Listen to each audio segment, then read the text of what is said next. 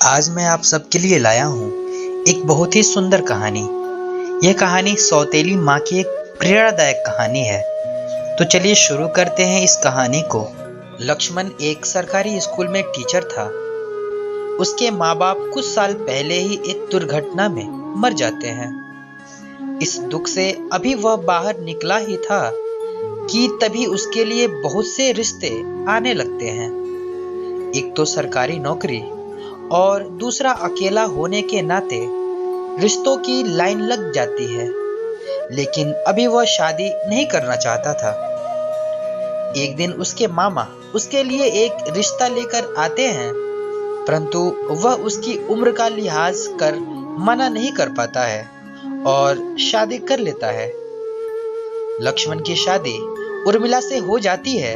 सब कुछ ठीक ठाक चल रहा होता है, लेकिन कई साल हो जाने पर भी उर्मिला की कोई औलाद नहीं होती।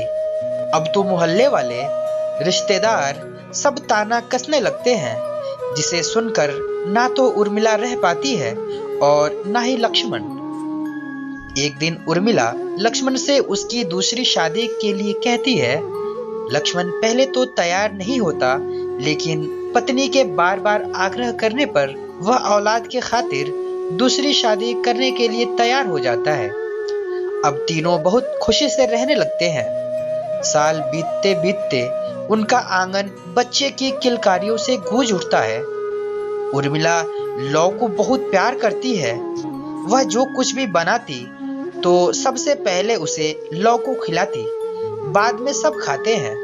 परंतु लौ के कदम उर्मिला के लिए काफी शुभ साबित होते हैं और कुछ ही दिनों बाद उसे मां बनने का सौभाग्य प्राप्त होता है, जिसका नाम वह कुश रखती है।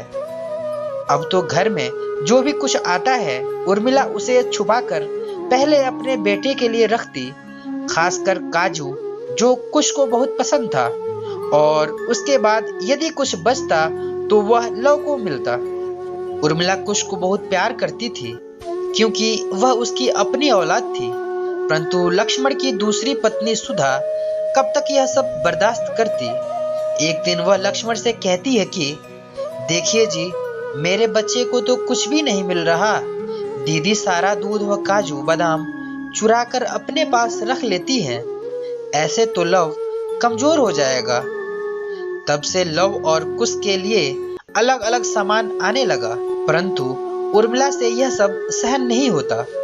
एक दिन वह बड़े ही मन से खीर बनाती है और बाहर खेल रहे लौ और कुश को वह खीर दे आती है। परंतु खीर से भरे जिस कटोरे को उसने लौ को थमाया है, उसमें उसने जहर मिला रखा है। परंतु इन सब के बीच वह यह भूल जाती है कि उसके बेटे को काजू बहुत पसंद है और जो लौ की खीर में तैर रहे हैं, जिसके कारण कुश अपने भाई लौ से उसका खीर मांग लेता है। इस प्रकार उर्मिला का पासा पलटा पड़ जाता है। खीर को खाते ही कुश का शरीर नीला पड़ने लगता है और आखिरकार उर्मिला की गोद एक बार फिर और सूनी हो जाती है। दोस्तों, सौतेले और सगे का फर्क कभी मत कीजिए। जो हमें हमारी तकलीफों में याद करे वही हमारा सगा है, वरना कभी कभी तो सगे भी दगा दिए जाते हैं। वर्षों की तपस्या को एक पल में चूर कर जाते हैं। वही कभी कभी सगों से ज्यादा सौतेले काम आते हैं। इसलिए सगे और सौतेले का फर्क छोड़ दें और यदि माँ है तो सिर्फ माँ का फर्ज निभाएं और सबको बराबर का प्यार दें।